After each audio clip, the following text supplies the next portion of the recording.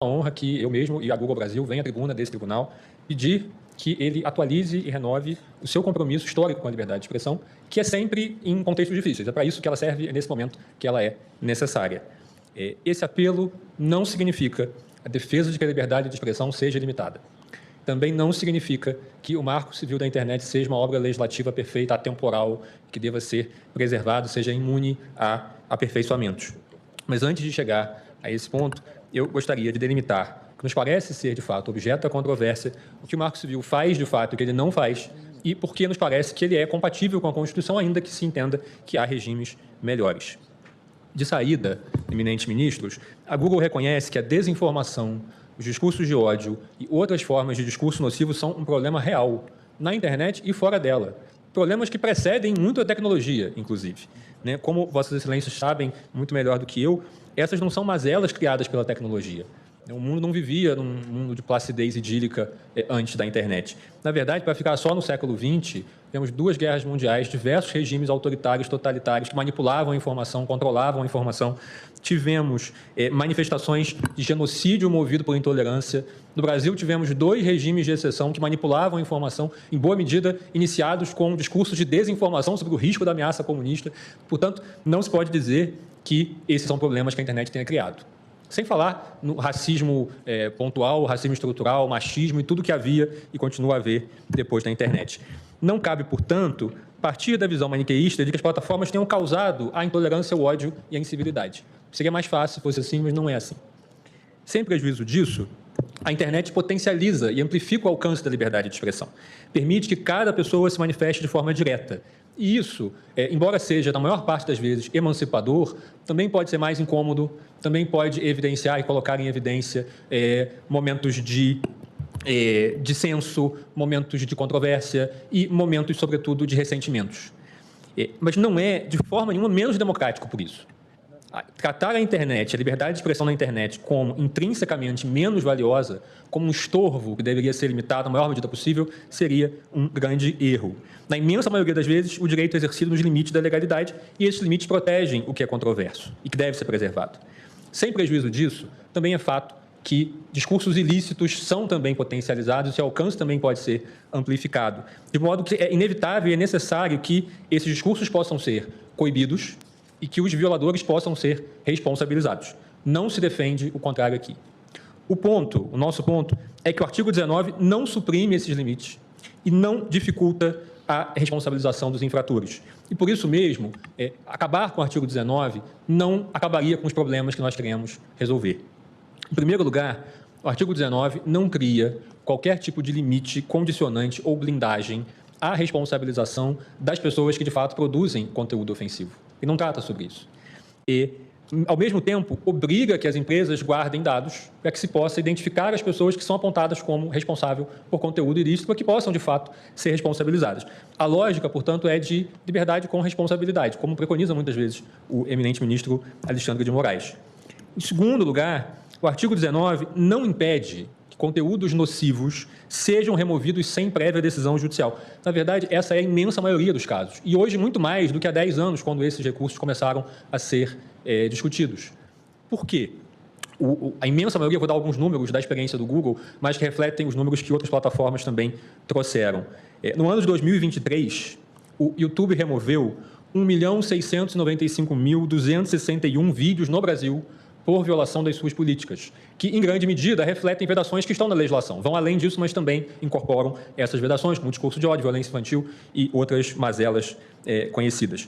No mesmo período, a mesma plataforma foi destinatária de 614 ordens judiciais. Não necessariamente ordens que, ao final, redundaram em remoções, mas ordens judiciais em algum momento. Esses números estão no relatório de transparência que é disponível publicamente. O que nós gostaríamos de demonstrar com esses números, com esse raciocínio? 2 pontos. O primeiro, não existe uma inércia que seja parte do modelo de negócio das plataformas. Na verdade, nem faria sentido que existisse. seja pela pressão das autoridades, que desemboca em investigações, em procedimentos de apuração e em julgamentos como esse, seja porque a imensa maioria de usuários e a generalidade dos anunciantes não tem interesse, repudia esse tipo de conteúdo. Não é proveitoso estar associado a esse tipo de conteúdo. E aqui, evidentemente, não estou dizendo que não possa haver erros na aplicação de políticas, que não possa haver melhoria de aplicação de políticas. Tudo isso é outra camada. Mas pegar um caso específico e tratá-lo como sendo a expressão do que deve ser regulado, talvez não seja também a melhor forma. O segundo aspecto que gostaríamos de demonstrar é que essas ações que chegam, de fato, ao judiciário envolvem, tipicamente, conteúdos que são, de fato, controversos e que demandam, efetivamente, a ponderação judicial e que não deixarão de ser controversos se o Marco Civil da Internet for eliminado nessa parte. Portanto, a controvérsia subjacente existirá e não seria sequer positivo criar incentivos para que esse tipo de conteúdo caia sem a necessidade de exame judicial. Numa sociedade plural e complexa, é natural que essas controvérsias existam e é natural que elas possam ser submetidas ao judiciário. Muitas vezes, a dúvida se reflete e se prolonga no próprio processo judicial. E esse é um ponto relevante. Para dar um exemplo notório, quantas reclamações esse tribunal, Vossas Excelências, não tem julgado para afastar decisões judiciais que haviam removido conteúdos da internet de maneira exagerada ou equivocada? E quantas mais não chegam a esse tribunal pela dificuldade do filtro da reclamação? Para dar outro exemplo, nas recentes eleições de 2022, houve não um, mas alguns e talvez muitos casos em que o Tribunal Superior Eleitoral manteve ou removeu conteúdos em decisões divididas, de 4-3, de 5-2, em que a dúvida é, inclusive, do próprio judiciário. Para pegar o próprio paradigma desse recurso, que é objeto de julgamento nesse momento, falou-se da comunidade no Orkut, eu odeio a então professora. Essas comunidades do Orkut, eu odeio alguma coisa, eram populares, as pessoas faziam de tudo, eu odeio coentro, eu odeio fulano, eu amo fulano, enfim. E, evidentemente, isso não torna mais louvável ou menos lamentável que alguém se dedique a criar uma comunidade para fazer esse tipo de sátira desagradável em relação a alguém. E, apesar disso, inicialmente foi pedido a liminar com a remoção desse conteúdo. E a liminar foi negada. O juizado especial não deu a liminar, entendendo que inicialmente cabia preservar o conteúdo e depois reapreciaria, se fosse o caso, na sentença. Foi reapreciado em sentença. E em sentença foi ordenada a remoção, que foi prontamente cumprida. Mas, ao mesmo tempo, condenou-se o provedor a uma indenização de R$10 mil. Ou seja, o provedor foi condenado por não ter removido um conteúdo que o próprio Poder Judiciário, no seu primeiro exame, ordenou que não fosse removido. O artigo 19 veio eliminar esse tipo de disfuncionalidade. Sem blindar os autores do conteúdo ilícito, o dispositivo estabelece os casos em que o provedor, embora não seja o autor do conteúdo, deve ser responsabilizado civilmente só por não tê-lo removido. E qual foi a opção do legislador? Estabelecer que o provedor deve ser responsabilizado se deixar, na esfera civil, se deixar de cumprir uma decisão judicial, que é o momento em que, ainda que possa subsistir a controvérsia ou a dúvida, passa a vir a manifestação estatal de que há uma ilicitude, portanto, em que há um indicativo objetivo dessa ilicitude. Isso não impede remoções antes disso, que são a maioria, mas nos casos em que houve dúvida, é um marco de segurança jurídica que o legislador criou.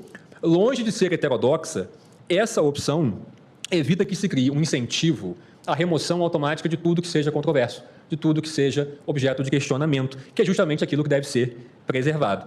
E por isso mesmo, Excelências, reverter genericamente essa linha seria, com todas as vênias, dizer que se tira diretamente da Constituição um dever de censurar um terceiro, que não parece fazer muito sentido na lógica tradicional desse direito fundamental. Dito isso, é claro que esse não é o único modelo possível. Dito isso, é claro que há outros modelos e legislações mais recentes têm optado por outros modelos. Mas aqui eu gostaria de dizer que há muito mais semelhanças nas novas legislações com o Marco Civil do que divergências, e, sobretudo, nos princípios centrais de como funciona essa remoção. Antes de tudo, nenhum país democrático adota uma lógica de responsabilidade objetiva, pela qual seria responsável tão somente porque existe um conteúdo na plataforma, o que levaria a um dever de monitoramento preventivo que não é nem sequer viável no volume de manifestações que há e nem sequer seria compatível com a lógica de vedação à censura prévia. Apesar disso, um outro modelo possível, e aí sim adotado em muitos casos, é o de fixar como marco da responsabilidade o recebimento de uma notificação que identifique de forma específica o conteúdo que é reputado como ofensivo e aponte razões dessa ilicitude. O próprio Marco Civil usa essa lógica no artigo 21, que trata de conteúdo íntimo não consentido. Pela gravidade desse tipo de conteúdo e porque aqui a ilicitude é objetiva. Em qualquer situação, a divulgação de conteúdo íntimo de alguém sem o seu consentimento é ilícita. Não há contexto que torne ilícita essa divulgação. Da mesma forma, vem se extraindo do ECA a mesma possibilidade de notificação nos casos em que há ofensa a caso de abuso infantil, que também é evidentemente e objetivamente ilícito. Algumas legislações têm seguido esse caminho da notificação, e aqui eu cito muito rapidamente duas, já caminho do meio para o fim. A Lei de Serviços Digitais Europeia e a legislação alemã de redes sociais são amplamente citadas como paradigmáticas. Mas o que elas fazem em relação a essa temática específica? Em primeiro lugar, nenhuma das duas cria responsabilidade objetiva e dever de monitoramento. O que elas fazem é admitir que uma notificação com especificação de conteúdo e fundamentação de ilicitude possa ser o marco de uma eventual responsabilização. Mas, mais importante, essa eventual responsabilização, no caso da lei alemã, sobretudo, está relacionada à indicação de ilicitudes específicas, de tipos penais específicos. Portanto, não é qualquer ilicitude. E, mais do que isso, em ambos os casos, não se cria responsabilidade apenas pelo fato de, em cada caso concreto, a plataforma haver discordado da notificação, o que evidentemente seria esse incentivo massivo à remoção automática. O que se prevê é uma responsabilidade pela falha sistêmica em responder adequadamente a essas notificações. Nesse ponto, eu gostaria de dizer e de lembrar muito rapidamente que, na mini-reforma eleitoral de 2017, o legislador brasileiro tentou criar, de última hora, uma exceção ao Marco Civil que é parecida, em parte, com a ideia de notificação para a remoção automática. Na época, previu-se um dever de remoção de conteúdo críticos a candidatos do período eleitoral, para depois, por mera notificação, para que depois se fizesse o exame, sob o argumento de que isso preservaria reputações e evitaria campanhas de desinformação perigosas para o pleito. Pois bem, após imenso clamor popular, o dispositivo foi vetado pelo presidente Michel Temer, justamente com o argumento de que ele importaria num modelo de incentivo a remoções generalizadas. Eu caminho para o final e faço uma síntese aqui antes de entrar na interpretação conforme que nós discutimos brevemente. Em suma, o que nós gostaríamos de destacar com especial ênfase é que não faria sentido responsabilizar uma plataforma por não haver removido um conteúdo cujo exame é polêmico, é sujeito a valorações subjetivas, que muitas vezes são objeto de divisão no próprio Poder Judiciário. Um sistema como esse seria um incentivo maciço à remoção de tudo que seja controverso ou possa ser questionado, que é justamente o cerne da liberdade de expressão. Seria um sistema que troca o paradigma de liberdade preferencial por um paradigma de direito de segunda classe. Por tudo que eu falei, excelências, nós entendemos que o Marco Civil é compatível com a Constituição e, evidentemente, pode ser aperfeiçoado, mas não a viola.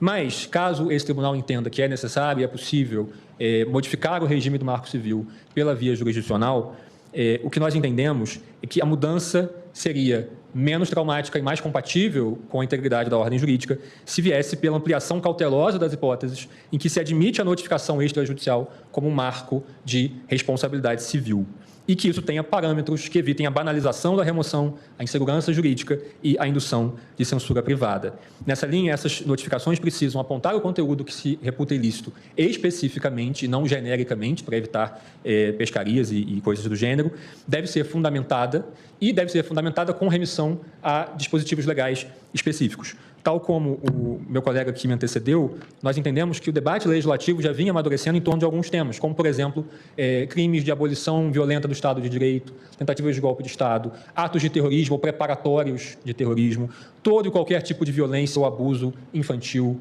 atos de induzimento, instigação ou auxílio a suicídio ou automutilação. E mesmo que outros itens possam ser incluídos, o que nós entendemos como fundamental é que não se crie, em primeiro lugar, um dever de monitoramento, e, em segundo lugar, que novas exceções sigam a baliza normativa do artigo 21 e tenham previsão em lei e possibilidade de exame objetivo. Isso exclui, portanto, conteúdos que são intrinsecamente controversos, como é o caso, por excelência, das disputas entre direito da personalidade e liberdade de expressão, liberdade de informação. Sob pena, excelências, de se criar pela via jurisdicional um sistema mais restritivo que qualquer um que foi criado por lei em outros países. Eu termino verdadeiramente com uma reflexão mais geral. Todos queremos, e as empresas vêm se empenhando para isso, ainda que, evidentemente, se possa imaginar que é preciso fazer mais, todos queremos um ambiente digital melhor, mas todos queremos também que a liberdade de expressão na internet não seja meramente nominal, que aquilo que é controverso e divisivo não seja colocado de lado. uma passagem acadêmica muito inspirada, o presidente desse tribunal disse que a censura sempre começa com bons propósitos. Ela sempre começa, não só a censura, o cerceamento da liberdade de expressão sempre começa com bons propósitos, mas ele invariavelmente degenera. Porque a censura é intrinsecamente aristocrática. Ela parte da premissa de que as pessoas não são capazes de olhar por si, precisam que alguém diga a elas ou esconda delas aquilo que elas não são capazes de assimilar. Se a proteção da democracia exige isso, se a proteção da democracia exigir que se crie todo tipo de incentivo à remoção de conteúdos que são controversos, então talvez no final o que sobre não seja exatamente a democracia liberal como nós a conhecemos. E a democracia liberal que foi a solução do mundo para superar todos os vícios e ciclos de atraso que existiam desde antes da internet, e de autoritarismo, de preconceito, de intolerância que existem desde antes da internet. E, quando eu escrevia essa sustentação, eu ficava pensando na imagem daquelas catedrais que estão em reforma, e aí são cobertas com tapumes, não se vê o que está embaixo. Só que um dia você tira os tapumes e você volta a ver.